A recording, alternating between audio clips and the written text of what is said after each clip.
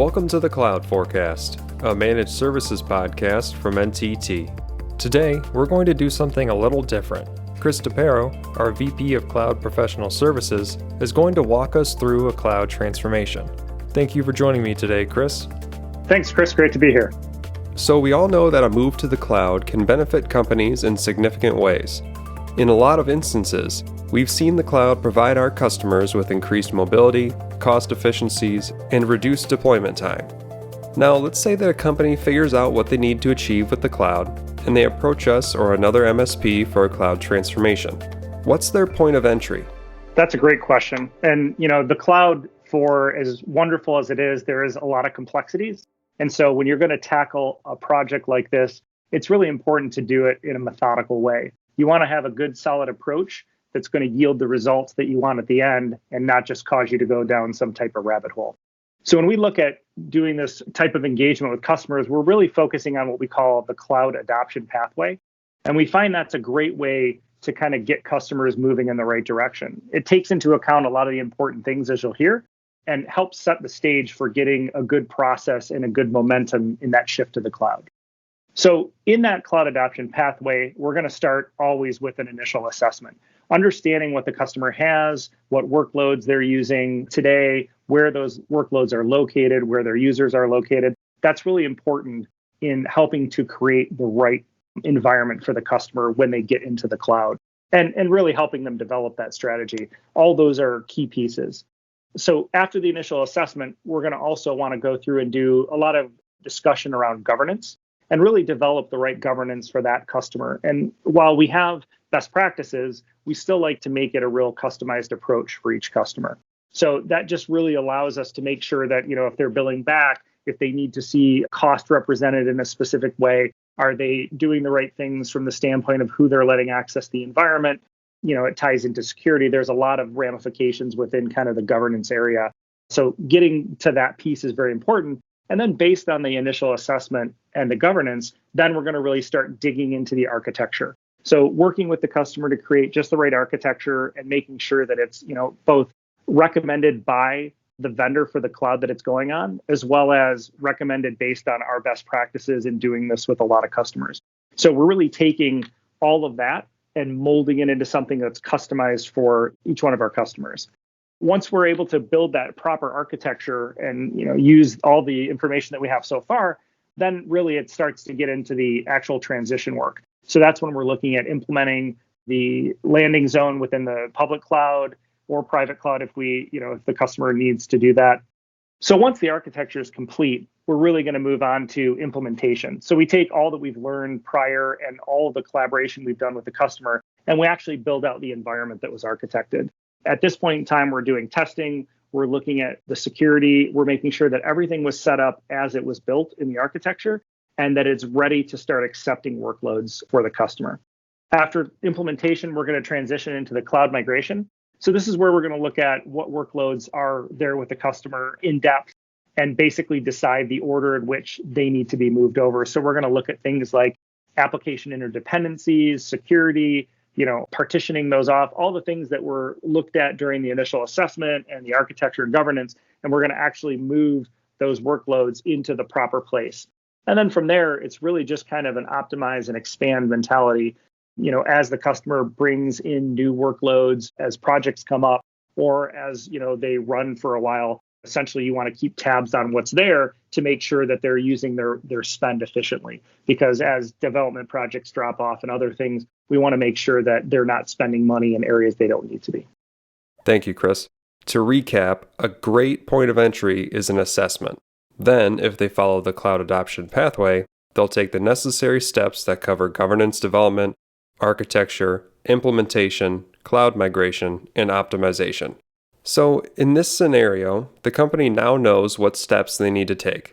What does the road look like from here? Great question. So what we've laid out so far is really the cloud adoption pathway. But as we go through that pathway, there's other things that you need to look out for. So as we go through the assessments and build out the architecture, we may discover things within the customer environment that can't really wait for re-architecture. There have been security issues that we've come across. openings in the environment that shouldn't be there, public addresses that are not being protected properly. So we really want to make sure that we shore up the environment, because it does no good to move an environment or transform an environment that becomes, a security risk or has, other inherent problems with it. So while we want to make a lot of changes through the transformation that are positive, sometimes we have to do those changes prior to the transformation just to make sure that the customer is in a safe position. We're also going to ensure that the environment is secure. So very likely, if we're going to be moving some workloads, especially infrastructure as a service workloads, we're going to be doing some vulnerability assessment and scanning of those systems to make sure that before we move them over, if we move them over as infrastructure as a service, that they are not compromised and everything is working the way that it should be. We also want to understand the customer long-term business objectives. And some of that is happening during the assessment and governance discussions, but it's an ongoing topic that we want to make sure, because ultimately technology is wonderful, but if technology isn't used to align with the business, that's where you don't get the return on investment that you should. So I think all of those pieces are critical in using the cloud adoption pathway, but also making sure that it extends beyond. So another phase to this as well, customers will break this up sometimes into want to look at infrastructure as a service first. And obviously, the best you get out of the public cloud really comes when you can start using platform as a service and more cloud native services. So part of what we're also going to do as we go through this process is look at how they can refactor their applications. Typically, a lot of companies can't do more than a few applications a year. And that's just the pace at which we've seen most people operate by the time you get into that. So having those discussions and kind of getting a roadmap for what application refactoring looks like is also another important part of the puzzle. Thank you, Chris. Good points there earlier on about security.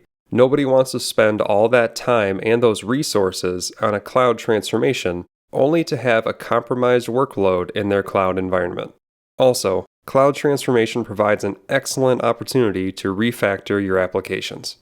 So, you touched on workload placement with your last answer, but what are some of the criteria used with individual workload placement? When you get into that type of question, and we deal with this a lot, obviously, as we go into the initial assessments with customers and working through what their current environments look like, we're looking at their systems for interdependencies and how they're operating within the environment. And, the short answer is, for the most part, a vast majority of all workloads can be placed within the public cloud. Now, I say that with a caveat because there are some things that are not yet. Even if you can get them in there, they might not be supported by the vendor. There might be physical hardware that's required. And also, what a lot of this really comes down to is what the organization is willing to do. So some organizations have not yet fully adopted a full cloud vision, right? They may be toying with putting some stuff in. They might not be comfortable with certain applications that are high security. They might have different compliance factors or regulatory factors. So essentially what ends up happening when you're really looking at this is we have to handle each customer individually. We can, again, come to them with our experience and what we've done in the past and what we see to be very successful across many different industries. But ultimately, when you get down to it, it comes down to sitting and talking to the customer and deciding what are they comfortable with as an organization? What risks are associated with one cloud versus another versus things that are on premise? There's a lot of different ways that you can look at the structure of an enterprise organization, and each customer really has to have their own level of comfort at the board level, the C level, the director level. And so it's really talking and collaborating with all of those groups and laying out our best practices and our recommendations, but taking into account their comfort. And sometimes we're going to push them and say, well, great, you feel that way. Maybe you think it's not secure. Why do you feel that way? And we might get into some nuances and understand that they actually have a point, or it might just be fear on their side. And we can use industry best practices and things like that to kind of help assuage some of those fears and get them into a place where they can move. So again, we go through workshops with customers and really hammer out all of this stuff, because having that foundation and having that kind of tailored layout for a customer to say, this is my matrix and this is how I make decisions based on where I want to place workloads is really key to expanding into the cloud journey, whatever cloud that ends up being on. Thank you, Chris. Like you said, we can develop a plan, but every scenario is different. And it all comes down to the customer's level of comfort with certain cloud environments, ultimately impacting the criteria of their decision matrix. Now that we've looked at the steps and the decision matrix, What are some things that companies and our hypothetical company need to keep an eye out for? Yeah, so moving kind of the transformation to the cloud and in this journey, there's a lot of different things from both a technical and organizational perspective. So one of the things that we see our clients struggle with is the cloud is transforming and changing so rapidly that it's often hard to keep staff up to speed on all the different cloud technologies. And a lot of our customers are actually using more of a hybrid cloud approach or a multi-cloud approach to achieve their business objectives because each cloud kind of has some of their own benefits and specialties. And so really understanding and tailoring a solution to meet the organizational needs is key. But supporting staff around being able to work in multiple clouds can sometimes be difficult. You're also doubling your security requirements because you have to make sure that you're secure in all of these clouds because any one cloud could be an entry point into your enterprise organization. So that's very, very important. You're increasing complexity. So you have to be careful while you want to expand and take into account what the organization and the business needs. You want to do it in a way that doesn't add a huge layer of complexity. Otherwise, that makes some of the compelling reasons to use some of these multiple clouds not as advantageous.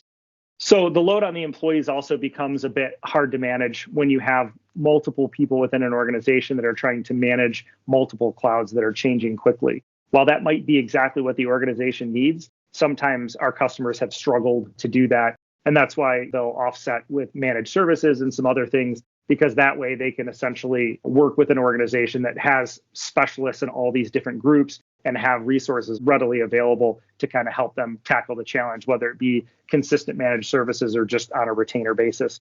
So that's something definitely to take into consideration. And I think I mentioned it earlier, replatforming is what gets you usually the most bang for the buck on public cloud, being able to use platform as a service and native services. But doing that, there's only so many applications companies can get through in a given year. So typically the cost too can be anywhere from 1 to 2 to 3 million and can take, up to several years to replatform more on the complex application side. So those things just all need to be taken into consideration as you're going on this journey and making sure that you're figuring out what order you want to do this in, what's going to be most advantageous for the organization. Thank you, Chris. You're right, the cloud is constantly changing. And when a company is looking at a cloud transformation, they have to be aware that it could be difficult for their staff to manage multiple clouds at once, and an MSP could help offset that challenge. Here's your last question. In this walkthrough, we've covered a lot of the bases when it comes to a cloud transformation. But how can a company keep their costs under control when migrating to the public cloud? Yeah, this is always one that, people need to pay very, very close attention to. And when we talk about the governance section earlier in the cloud adoption framework, this is one of the key pieces, putting up guardrails within the environment to make sure that only specific things that are supposed to happen. And as an example, we've had customers who say, yeah, this is great. Here's our credentials to our public cloud, and they give it out to their employees, and their employees just start to go and add. And it's very easy to build things in the public cloud. But like in most on-premise situations, companies don't always clean up what they use. And so, when you have people out there not having a good governance in place to track system usage, system billing, tagging things properly, your costs can run out of control. We've also seen customers who have had someone go in and accidentally spin up a large scale systems, and their bill went up by about $20,000 in 1 month. And so essentially, the cost and optimization side of this is really a key factor that you have to take in when you're doing the architecture and planning. And there are many tools that you can use to help you with this. There's tools that come native with, Azure and AWS and GCP, or there are tools like Cloud Health, for example, that are multi-cloud that can not only help you with cost optimization, but can also look at security and do some governance aspects. So I think finding the right technology to help monitor all of these things and also the processes within the organization to be able to deal with what's found within the tools. So for instance, if there's a deviation in spend over a given period of time, what does your policy internally trigger to make sure that there's governance in place and guardrails so that $15,000 spend might only become an extra $200 and you catch it before it becomes that $15,000 spend. So it's really important to make sure that in addition to the technology that you're bringing to bear, that you're bringing in the ability to highlight the different pieces within the organization in finance, and in the technology groups, so that there is oversight into this and that cost and billing doesn't go out of control. Great way to end it, Chris. An employee could mistakenly leave a system running, and it could result in an extra $20,000 on your bill, like you mentioned. And I think as well, if you look at it, there's the financial ramifications, but there's also security ramifications behind this, because the public cloud is so easy. It's too easy, actually. And it becomes very easy for someone who maybe has just enough knowledge to be dangerous, where in your own internal organization before, whatever they did was contained. We now see with customers that they'll go build out systems and they'll put public IP addresses on servers that can get back to their internal enterprise, and they don't have the right security on those systems. So not only is it a explicit cost, there's implicit costs in not properly maintaining and monitoring these types of environments. Excellent point, Chris. Thanks again for taking the time to walk myself and our listeners through a cloud transformation. My pleasure. I enjoy it as always. And that brings us to the end of this podcast. If you have any questions, feedback, or would like more information, reach out to us at s24.podcast@global.ntt or give us a call at 1-800-332-0076, and we'd be happy to talk to you. Until next time, thanks for listening.